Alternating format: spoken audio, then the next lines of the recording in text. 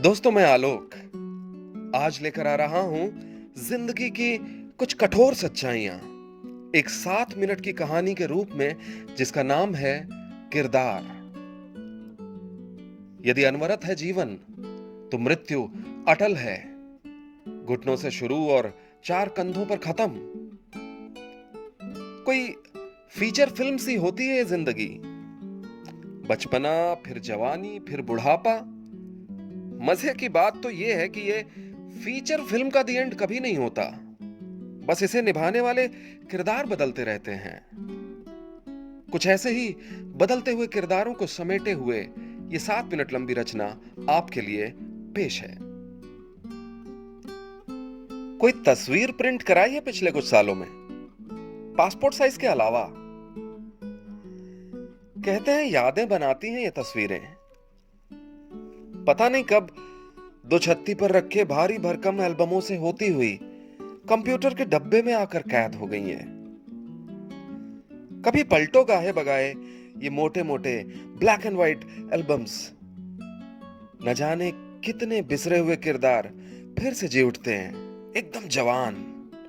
और फिर अगर मिलो इनसे रूबरू या के कंप्यूटर की नई दुनिया में सही, देखो कैसे पड़ जाती हैं उन यादों को झुर्रियां। जिंदगी का चक्का है जी। इससे पहले कि शुरू करूं, थोड़ा जान लीजिए मुझे।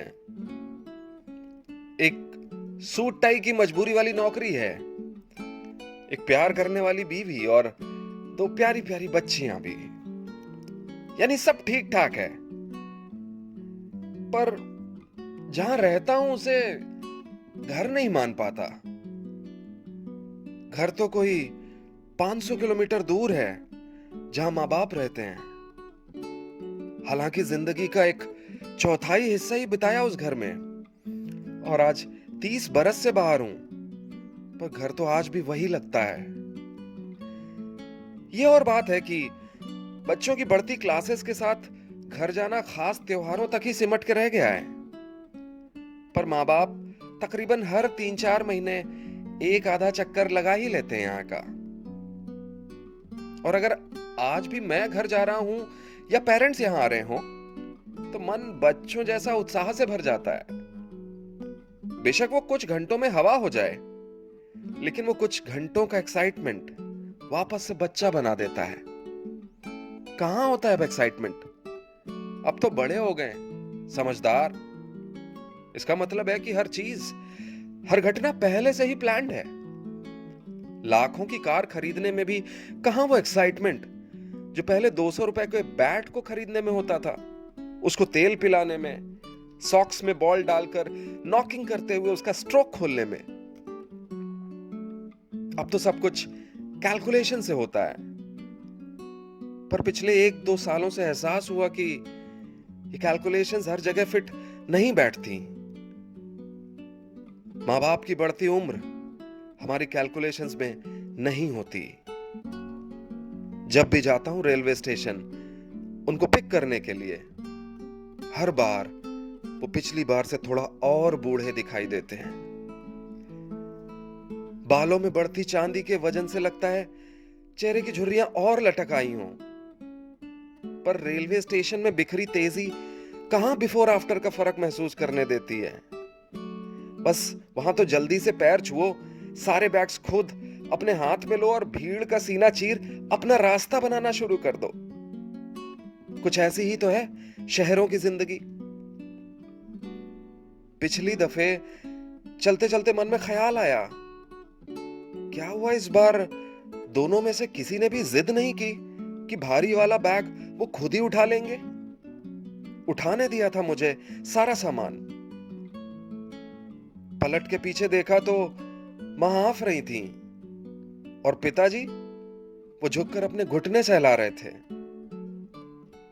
उन्होंने भी शायद अब स्वीकार कर लिया था कि उनके घुटनों के लिए अब उनका वजन ही काफी है। मेरी आंखों में चिंता देख बोले, सब ठीक है, चलते रहो, हम भी आ रहे हैं। मन में एक और ख्याल आया कि कैसे कुछ ही साल पहले पिताजी सबसे आगे चलते थे और पलट पलट कर हमें देखते रहते और हमारे उन तक पहुंचते ही वो फिर से अपनी गति आगे बढ़ा देते। पता नहीं पता नहीं ये किरदार कब बदल गए। मेरी मां, जो जब से इस घर की बहू बनकर आई, अपने कंधों पे पूरा घर उठाए हैं। कोई फर्क नहीं पड़ा जो खुद की दो दो बहुएं घर आ गईं। वो लाख सफाई कर लें, पर चौका बर्तन के बाद जब तक मां खुद कपड़ा ना मार लेती, मानने को राजी नहीं होती कि काम खत्म हो गया है। और अगर टोको तो कुछ ना कुछ गिना ही देती। अरे देखो, बुकनों की डब्बी खुली छोड़ दी थी, अभी सील जाता पूरा। पर पिछली दफे जब मेरे घर आई तो मैंने गौर किया कि कैसे शांति से बैठी रहती हैं, छोटी बहू के निर्देशों का इंतजार करती रहती। क्या सब्जी क्या बनेगी, यहां तक कि वॉशिंग मशीन लगेगी या नहीं लगेगी। और टाई लगाए लड़के को फोन पर बड़ी बड़ी बातें करते सुनती तो ये कह भी नहीं पाती थी कि आज ऑफिस से जल्दी आ जाना, शाम को मॉल जाना है। जो बचपन में डपट कर हमें सुला दिया करती दोपहर में, अगर शाम को घूमने जाना है तो सो जाओ अभी, आज मेरे इंस्ट्रक्शंस का इंतजार करती कि तैयार रहना है, शाम को 8 बजे मैं ठीक पहुंच जाऊंगा। पता नहीं ये किरदार कब बदल गए थे। अभी घुमाने लेकर गया था इनको ऋषिकेश, अच्छा ट्रिप था। शिवपुरी के आगे एक अच्छे रिजॉर्ट में रुके थे और कोई 200-250 मीटर नीचे ही उतरकर गंगा जी भी थी। हम रिवर राफ्टिंग करने जा रहे थे। मां तो नीचे उतर नहीं सकती थी अपने घुटनों की वजह से, पर पिताजी बहुत एक्साइटेड थे। लेकिन एन मोमेंट पर राफ्टिंग इंस्ट्रक्टर ने उनको मना कर दिया, एज की वजह से। जब हम लौट कर आए तो देखा दोनों एक दूसरे पर चिड़चिड़ाए जा रहे हैं, बिल्कुल वैसे जैसे मैं और मेरा भाई लड़ते थे जब माँ बाप हमें छोड़कर चले जाते थे कभी घूमने, हमारे बचपन के दिनों में। पता नहीं ये किरदार कब बदल गए थे। हाँ, मेरी बच्चियों की खूब छनती बाबा दादी के साथ, खूब चुगलियां करती मेरी। मां कान भी नोच लेती और उन्हें खूब मजा आता पापा की ये हालत देखकर। पर ये सब तो कुछ ही दिनों का खेल होता, क्योंकि बाबा दादी को तो फिर से जाना होता लौटकर अपने घर। इस बार बड़ी बेटी ने जिद की कि वो भी छोड़ने चलेगी उन्हें स्टेशन।